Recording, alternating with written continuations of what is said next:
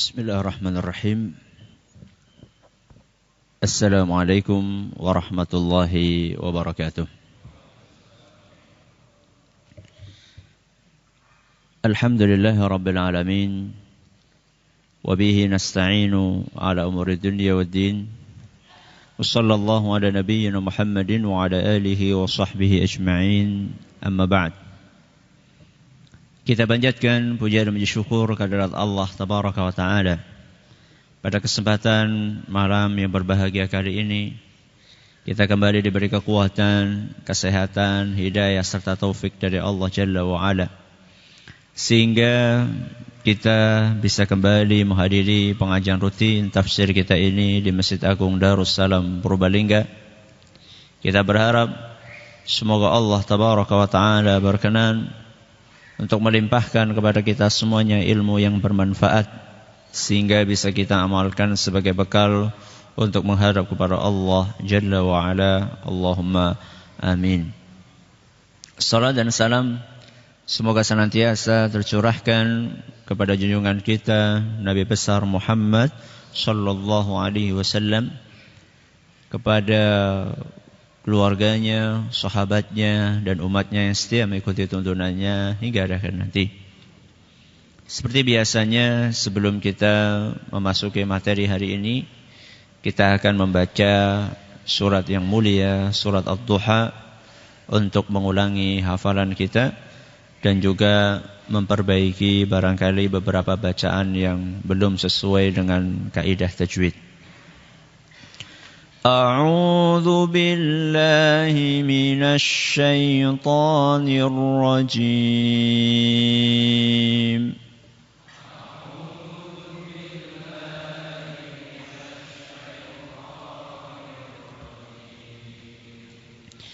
Bismillahirrahmanirrahim.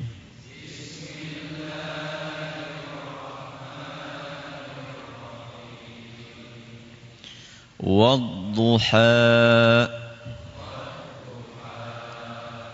Wallayli idza saja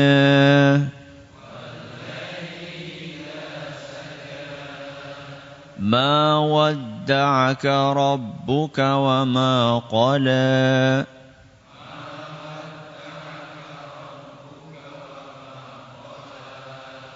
وَلَلْآخِرَةُ خَيْرٌ لَكَ مِنَ الْأُولَى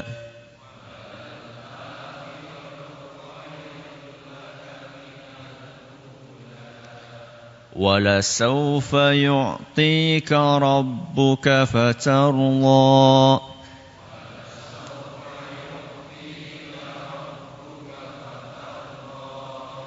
أَلَمْ يَجِدْكَ يَتِيمًا فَآوَى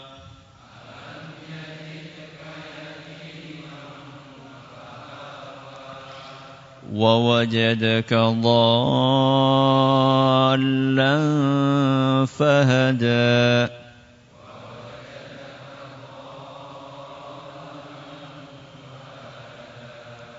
وَوَجَدَكَ عَائِلًا فَأَغْنَى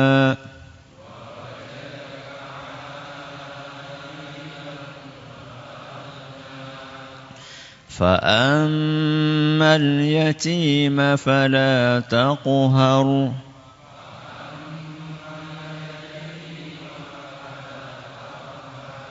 وَأَمَّا السَّائِلَ فَلَا تَنْهَرْ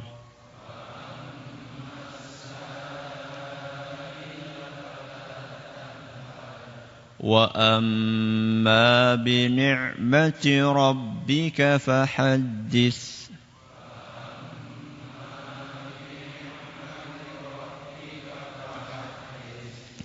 Para hadirin hadirat sekalian yang kami hormati dan juga segenap pendengar Radio Insani 102,2 FM di Purbalingga, Purwokerto, Banjarnegara, Cilacap, Kebumen, Wonosobo dan sekitarnya.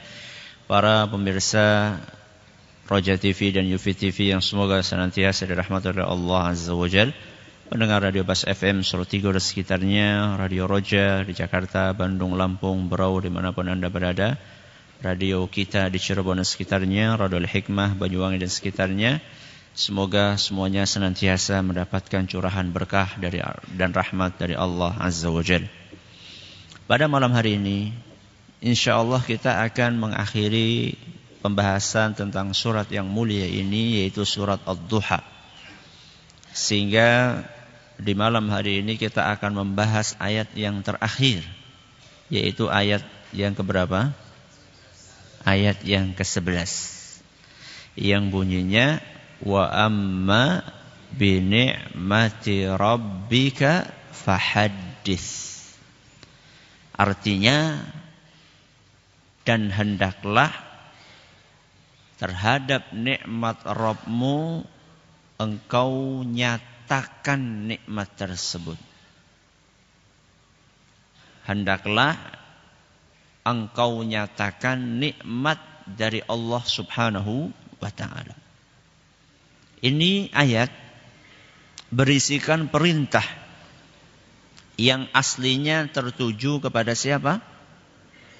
Rasulullah sallallahu alaihi wasallam. Wahai Muhammad, kalau engkau mendapatkan nikmat dari Allah, maka nyatakanlah nikmat tersebut. Timbul pertanyaan, nikmat yang mana yang disuruh untuk dinyatakan? Terus cara menyatakannya gimana?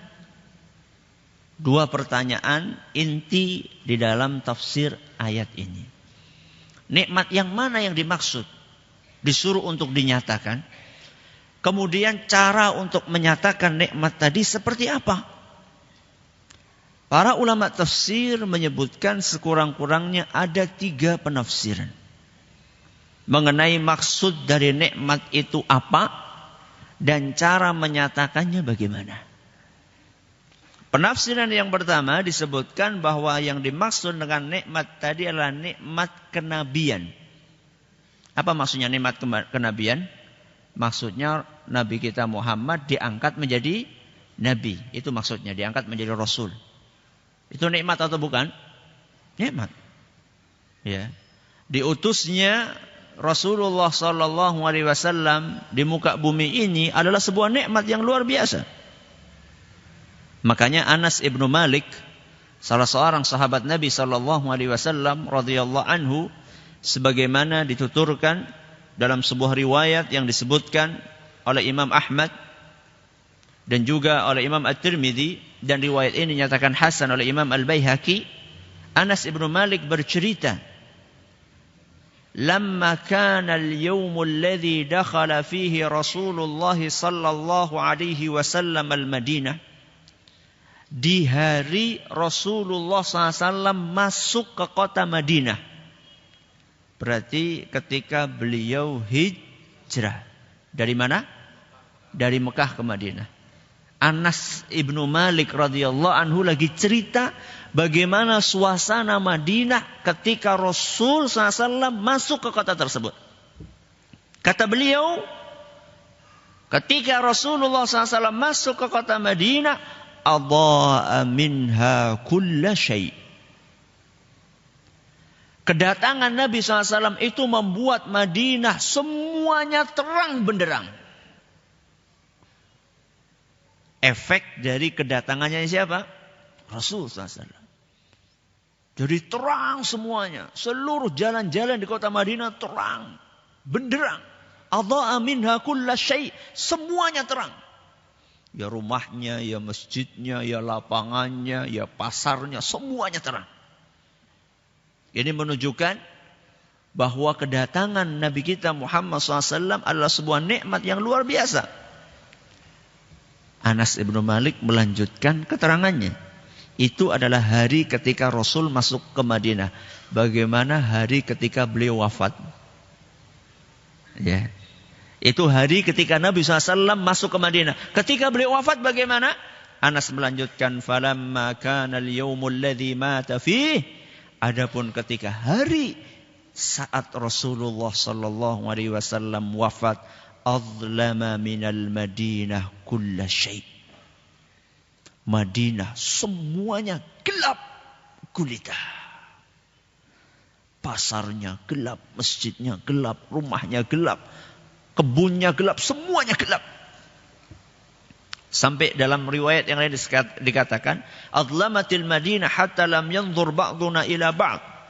Madinah gelap gulita sampai kami tidak bisa melihat teman kami. Saking apanya? Saking gelapnya. Dalam riwayat lain, "Wa kana ahaduna yabsutu yadahu fala yubsiruha." Bahkan sampai-sampai ada di antara kami yang membuka telapak tangannya, tidak bisa melihat telapak tangannya sendiri. Saking apanya? Saking gelapnya. Apa pas bengi-bengi ya Pak Ustaz ya? Ini menggambarkan apa? Menggambarkan kesedihan yang luar biasa menusuk hati mereka. Andaikan wafatnya seorang ulama saja merupakan sebuah musibah, apalagi wafatnya seorang rasul, dan beliau adalah rasul yang terbaik dan yang terakhir di muka bumi ini. Maka penafsiran yang pertama yang disebutkan oleh ulama, yang dimaksud dengan nikmat tadi adalah kenabian, yaitu nikmat bahwa Muhammad SAW diangkat menjadi seorang nabi. Terus cara menyatakan nikmat tersebut bagaimana? Wa amma bi ni'mati rabbika fahaddits. Cara menyatakan nikmat itu bagaimana? Kata para ulama, maksudnya adalah engkau harus mendakwahi kaummu wahai Muhammad. Jadi setelah dapat wahyu dari Allah, maka syukur dari wahyu tersebut adalah menyampaikan wahyu itu kepada umat. Itu syukurnya. Makanya orang punya ilmu, syukurnya apa? Apa syukurnya ilmu? Mengajarkan ilmu tersebut. Ya. Jangan sampai orang-orang sudah punya ilmu banyak, cuma disimpen tok. Sing penting wis oli ijazah. Ya.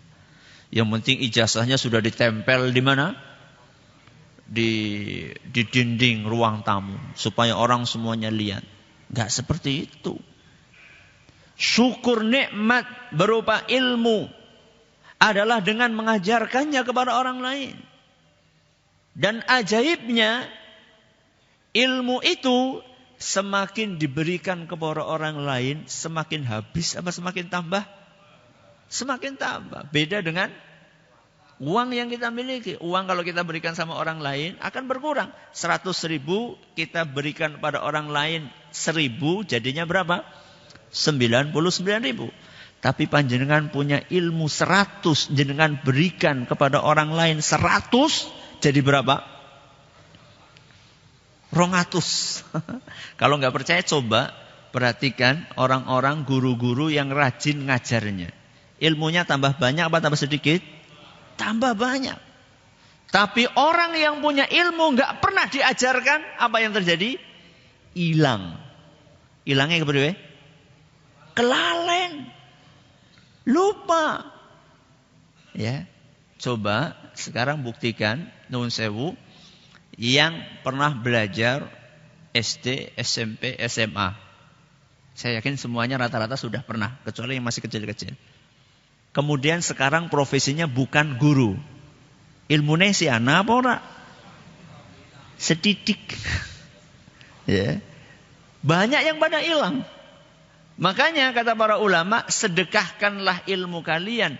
Dan mensedekahkan ilmu adalah dengan mengajarkannya. Ini penafsiran yang pertama. Nikmat di situ artinya apa tadi? Kenabian, alias Muhammad SAW diangkat menjadi nabi. Bagaimana cara menyatakan nikmat tersebut? Adalah dengan menyampaikan wahyu yang Allah berikan kepada beliau, kepada umatnya. Mendakwahkan wahyu tersebut kepada umatnya. Ini penafsiran yang pertama. Penafsiran yang kedua, maksud dari nikmat di situ adalah Al-Quran. Apa? Al-Quran. Jadi Al-Quran adalah sebuah nikmat. Bahkan itulah nikmat yang terbesar. Ya. Buku panduan kita semua, seandainya kita nggak punya panduan itu akan tersesat para manusia. Ya.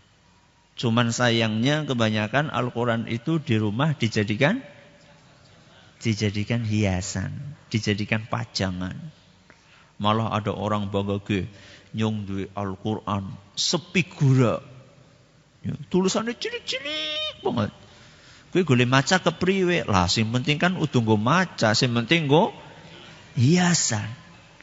Mungkin ada di antara jamaah sekalian yang punya gitu Al-Quran 30 juz satu apa? Figura besar. Ya. Ini bagus banget ini kayunya, ini kayu yang paling mahal, kacanya yang tebal. Saya belinya ini mahal. Terus tahu diwaca. Gimana mau baca lawang Qur'annya?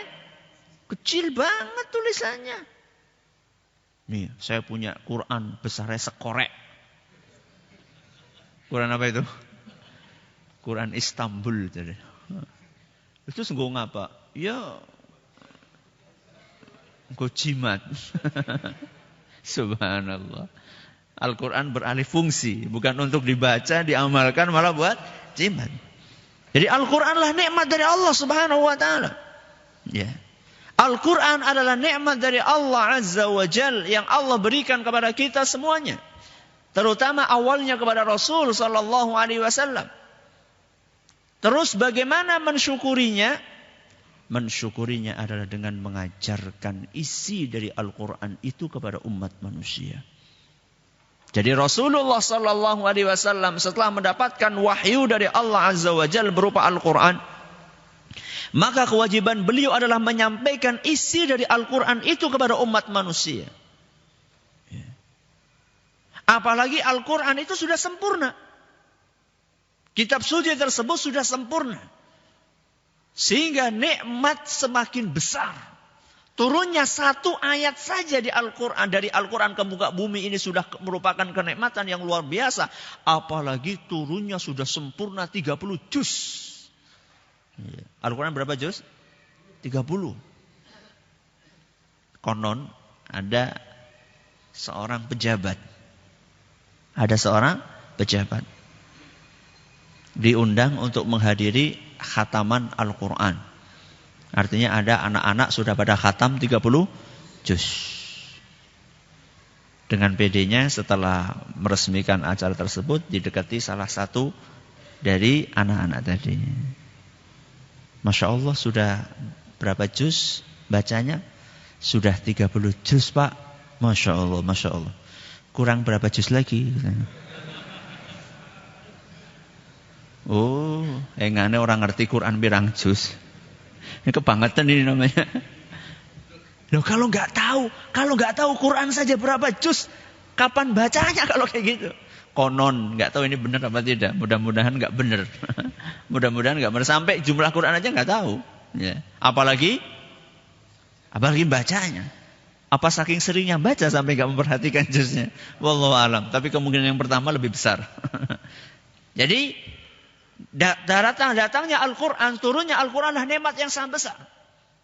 Makanya ketika sempurna turun Al-Quran, ya 30 juz, dan Allah subhanahu wa ta'ala tegaskan di dalam surat Al-Ma'idah ayat 3, Al-yawma akmaltu lakum dinakum wa atmamtu alaikum ni'mati wa raditu lakumul Islam madinah.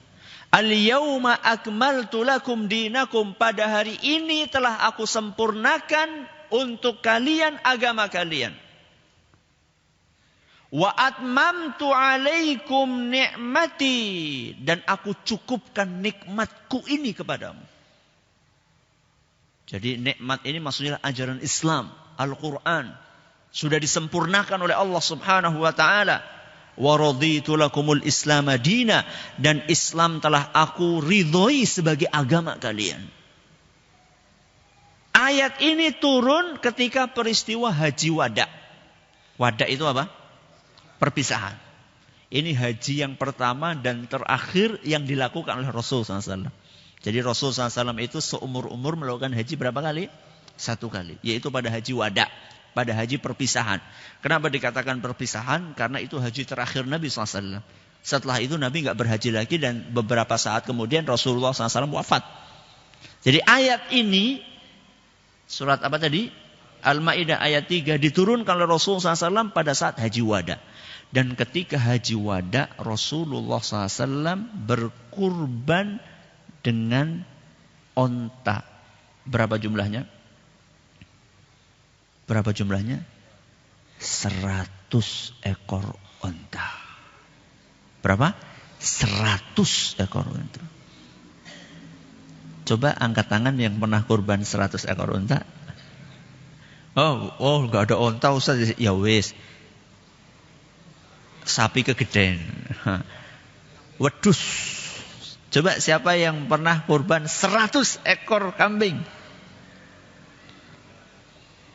Loh Ustaz, ya larang Ustaz. Oh, beli 100 hektar bisa ya? Beli tanah 100 hektar bisa. Tapi kurban 100 kambing gak bisa. Loh Ustaz, ya hitung-hitung loh Ustaz, masa kurban 100 lah. Rasulullah SAW ketika wafat, baju besinya masih tergadaikan di rumahnya orang Yahudi. Ketika Rasulullah SAW wafat, baju besinya masih digadaikan untuk memenuhi kebutuhan keluarganya. Karena beliau pada suatu saat beliau nggak punya makanan di rumahnya, nggak punya uang untuk beli bahan makanan buat istri-istrinya, beliau gadaikan itu baju besi untuk nyari makanan bahan pokok buat kebutuhan keluarganya. Sampai wafat belum bisa ditebus. Tapi beliau bisa kurban 100 ekor onta.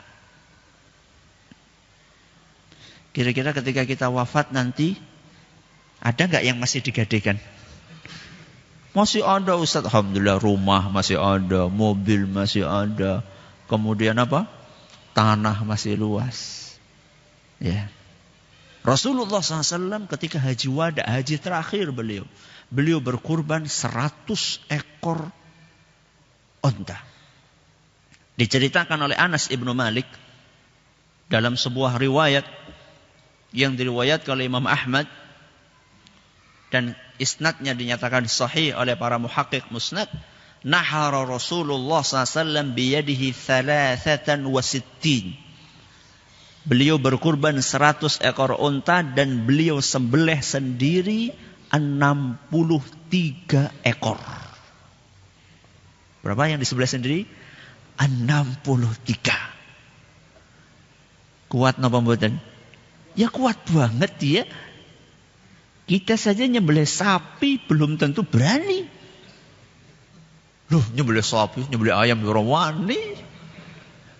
Nyembelih ayam be digawa meng tempat potong ayam. Lah Ustaz gigu ndeleng glethe nek mangan daginge. Ya. 63 ekor disembelih sendiri. Sisanya berapa berarti? 37. Sisanya disembelih sama Ali bin Abi Thalib radhiyallahu anhu, menantu beliau. Ya. Kuat beliau Rasulullah SAW. Padahal itu adalah menjelang wafatnya beliau. Menjelang wafatnya beliau. Ya. Dan menyembelih onta itu spesial. Ya. Tidak seperti menyembelih sapi. Gimana Ustaz? Lihat aja videonya. Lihat aja videonya di YouTube. Ya, silahkan lihat sendiri nanti. Caranya nyembelih onta. Dan kata sebagian ulama, kenapa Rasulullah SAW itu saat itu menyembelih 100 atau berkurban dengan 100 ekor onta? Kata sebagian ulama, antaranya Syekh Atiyah Muhammad Salim, bisa jadi itu adalah sebagai wujud syukur Rasulullah SAW atas kesempurnaan Islam. Karena itu bertepatan dengan turunnya ayat yang tadi saya sebutkan. Jadi itu sebuah nikmat yang sangat besar. Sehingga nikmat yang sangat besar itu menuntut untuk disyukuri. Antara lain syukurnya adalah dengan kurban. Kurbannya berapa tadi? 100 ekor onta. Ini adalah tafsir yang kedua. Apa maksudnya? Al-Quran. Cara syukurnya gimana? Dengan menyampaikan. Penafsiran yang ketiga, yang dimaksud dengan nikmat dalam ayat tadi adalah seluruh jenis kenikmatan. Apapun kenikmatan tadi. Kalau tadi kan yang pertama, nikmat itu maksudnya apa? Kenabian. Penafsiran yang kedua, Al-Quran. Penafsiran yang ketiga mengatakan yang dimaksud dengan nikmat dalam ayat itulah seluruh jenis kenikmatan. Mau sehat, mau harta, mau hidayah, Al-Quran, kenabian, semua nikmat masuk ke dalam ayat tadi. Terus menyatakan nikmat itu maksudnya bagaimana? Maksudnya adalah satu, dengan mengingat-ingat nikmat tersebut. Kita sendiri ingat-ingat dalam diri kita.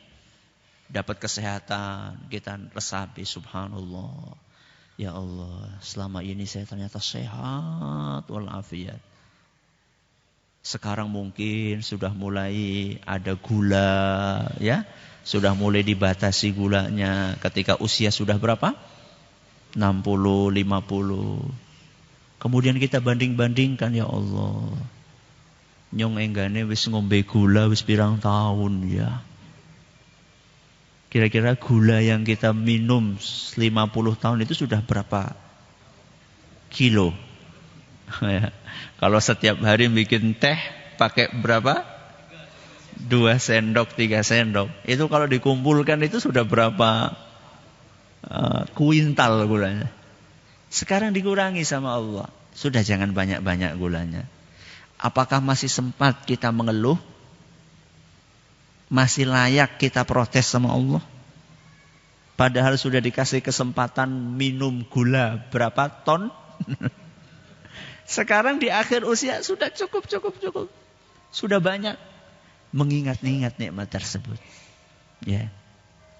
Yang kedua, menceritakan nikmat itu kepada orang lain. Jadi cara menyatakan nikmat tadi, yang pertama dengan mengingat-ingat nikmat tersebut di dalam diri kita sendiri. Yang kedua adalah dengan menceritakannya kepada orang lain. Maksudnya nanti kita akan jelaskan lebih lanjut maksud dari menceritakan kepada orang lain. Berarti di hadapan kita ada berapa penafsiran sudah? Ada 3. Yang pertama maksud nikmat tadi apa? Kenabian. Bagaimana mensyukurinya? Mendakwahkan kenabian itu kepada mendakwahkan wahyu itu kepada umat. Yang kedua apa tadi? Al-Quran. Cara menyatakannya dengan mengajarkan, ya, mengajarkan isi Al-Quran. Yang ketiga, segala jenis nikmat. Cara menyatakannya bagaimana? Satu, mengingat-ingat dalam diri sendiri. Yang kedua, menceritakan kepada orang lain. Berarti ada penafsiran 3. Yang benar yang mana? Kebiasaan gitu. Betul. Kata Imam Ibnu Qayyim Al-Jauziyah, 3 penafsiran ini benar. Dan semuanya dimaksud oleh ayat tadi. Kenapa? Karena Allah di situ mengatakan wa amma bi ni'mati rabbika. Adapun terhadap nikmat Allah. Kalimat ini nikmat Allah umum atau khusus? Umum sifatnya, mencakup semuanya. Makanya kata Imam Ibnu Qayyim Al-Jauziyah bahwa ayat ini sebenarnya mencakup ketiga-tiganya. Sehingga tidak ada masalah mau ditafsirkan Quran boleh, mau ditafsirkan kenabian boleh, mau ditafsirkan seluruh nikmat juga boleh. Sekarang kita akan sedikit mengupas tentang menceritakan nikmat kepada orang lain. Atau yang biasa diistilahkan dengan tahadduts bin ni'mah. Apakah ini memang betul-betul dianjurkan dalam agama kita? Betul. Adab yang satu ini, panjenengan dapat nikmat cerita sama orang lain. Itu adalah sesuatu yang diajarkan di dalam agama kita. Dari Aisyah radhiyallahu anha, Rasulullah SAW bersabda, "Man utiya ilaihi ma'rufun falyukafi bihi." Barang siapa dikasih sesuatu sama orang lain, balaslah kebaikan tersebut. Panjenengan dikirimi jangan tempe oleh tetangga jenengan, maka adabnya adalah mengirim balik yang kira-kira selevel. Apa? Tahu. Ya. Nek tempe maning kok balik gondok. Ya. Tempe, tahu. Minimal selevel. Syukur-syukur lebih. Syukur-syukur lebih. Dikirimi tempe, jenengan kirimi gule. Sip itu. Aja ngasih kur balekaken rantange be kotor. Ya kebangetan gue. Wis kur balekaken rantang kotor maning ora dikumbah.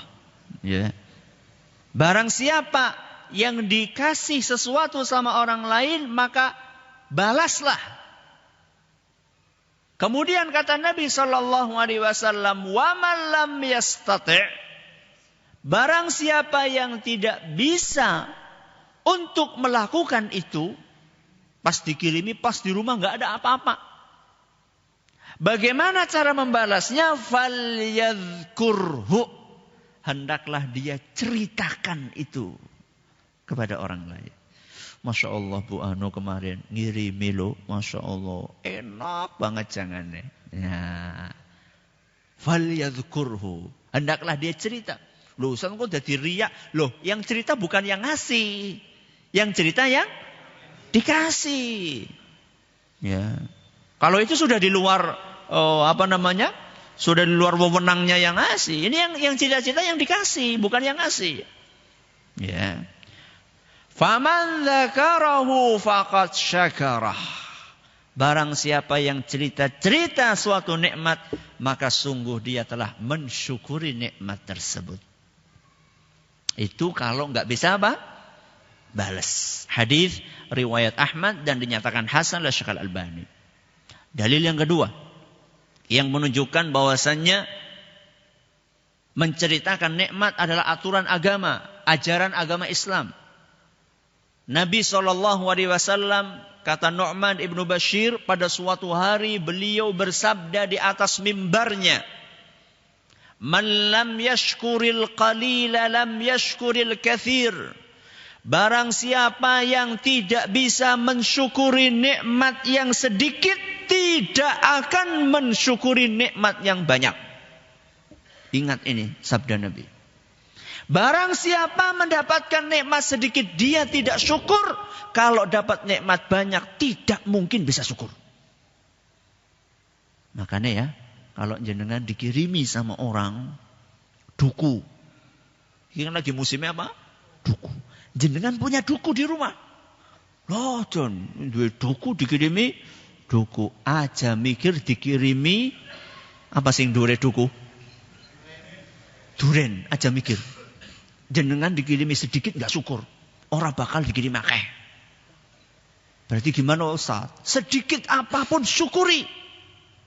Karena orang yang terbiasa syukur dengan nikmat yang sedikit, maka dia akan bisa bersyukur nikmat yang banyak. Anak kalengan ya, anak kalengan di masjid Jumatan dibuka, ya 10.000 tok. Syukur, alhamdulillah. Pira Pak? 10.000. Minggu ngarep 300.000. Ya, syukuri yang sedikit, maka kita akan bisa mensyukuri yang banyak. Ini pesan dari Nabi SAW. Kemudian kata beliau, waman lam yashkurin nasa lam yashkurillah. Barang siapa yang tidak terbiasa untuk berterima kasih kepada manusia, maka dia tidak akan bisa bersyukur kepada Allah. Biasakan. Ketika dibaiki sama orang lain, ucapkan terima kasih. Jazakallahu khairan. Matur nuwun. Hargai pemberian dari orang. Kalau kita terbiasa seperti itu, maka kita akan ringan untuk bersyukur kepada Allah. Kemudian kelanjutannya, at-tahaddutsu bi ni'matillahi syukrun. Menceritakan nikmat Allah itu adalah syukur kepadanya. Makanya ada istilah tahadduts bin nikmah, menceritakan nikmat itu syukur. Kemudian kata Allah, kata Nabi SAW, wa tarkuha kufrun. Dan barang siapa yang tidak menceritakan nikmat Allah, sungguh dia telah kufur terhadap nikmat tersebut. alias ngumpet-ngumpetaken nikmat. Dan ini kebiasaan jelek. Hadis riwayat Ahmad dinyatakan hasan isnadnya oleh Syekh Al-Albani. Nek oli arisan cep menang. Malah nganti pesen kepada siapa? Pada anak-anaknya. Aja ngasih anak sing krungu nek dhewek oli arisan. Mbok diutangi. Ini kata Nabi SAW kufrun alias ingkar nikmat. Terus kupri usut, masa cuma makan di masjid? Nanti kita akan jelaskan. Ya, kepada siapa kita ceritakan? Kepada siapa kita ceritakan? Masa enggak nih dikirimi wong terus umum di masjid, ke nyong nembe umuman jamaah sekalian. Saya ini baru dapat nikmat, ya. Apa dikirimi jangan tempe? Apakah itu maksudnya?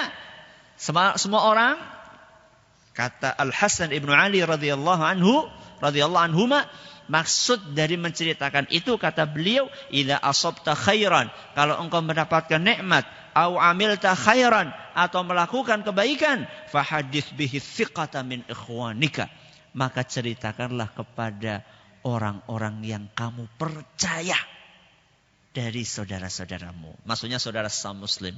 Ceritakan kepada orang-orang yang kamu percaya. Jadi tidak sembarang orang. Kenapa?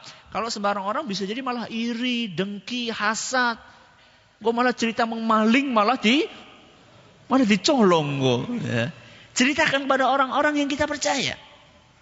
Ya. Apa tujuannya nanti kita akan jelaskan. Nanti kita akan jelaskan apa tujuannya.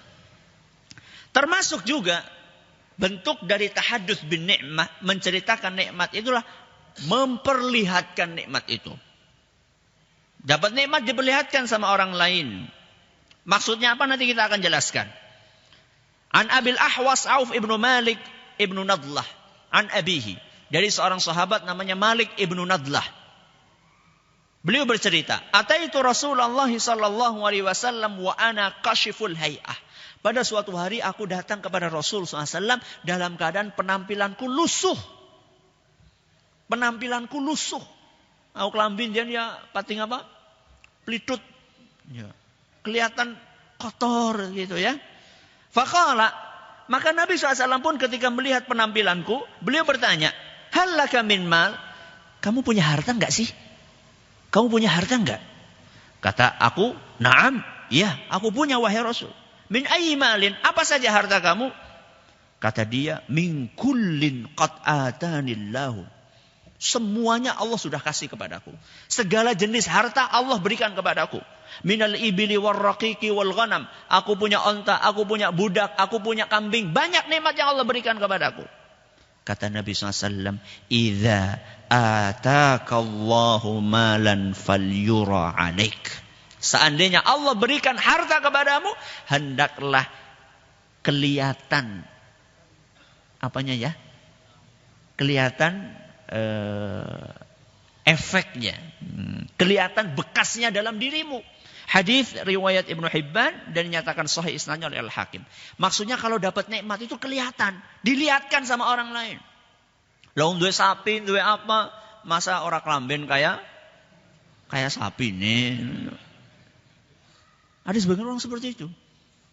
Ya, ada sebagian orang saking pelitnya ya, saking apa? Saking pelitnya subhanallah sampai tidak kelihatan, ya. Ya.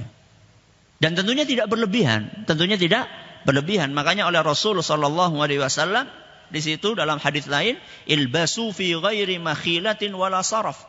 Pakailah pakaian tapi jangan berlebihan, jangan sombong, jangan berlebihan. Ya. Makanya nun sewu nih yang punya harta ya, pakai pakaian yang sesuai dengan hartanya. Ya, sesuai dengan hartanya. Punya harta untuk beli kendaraan, pakai sesuai dengan harta yang dia miliki. Ya. Dalam rangka untuk apa tadi? Untuk syukur nikmat. Ya, bukan untuk sombong.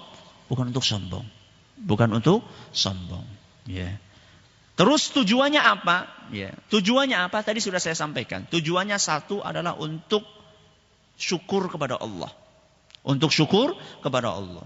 Makanya diceritakan ada salah seorang sahabat suatu hari dia keluar dari rumahnya pakai baju yang bagus sekali. Nah, orang-orang pada kagum, ya. Maka sebelum orang itu tadi suudzon, langsung beliau mengatakan, aku melakukan ini karena aku pernah mendengar Rasulullah SAW bersabda, man an'amallahu alaihi ni'matan, barang siapa mendapatkan nikmat dari Allah, fa innallaha yuhibbu an yura atharu ni'matihi ala khalqi.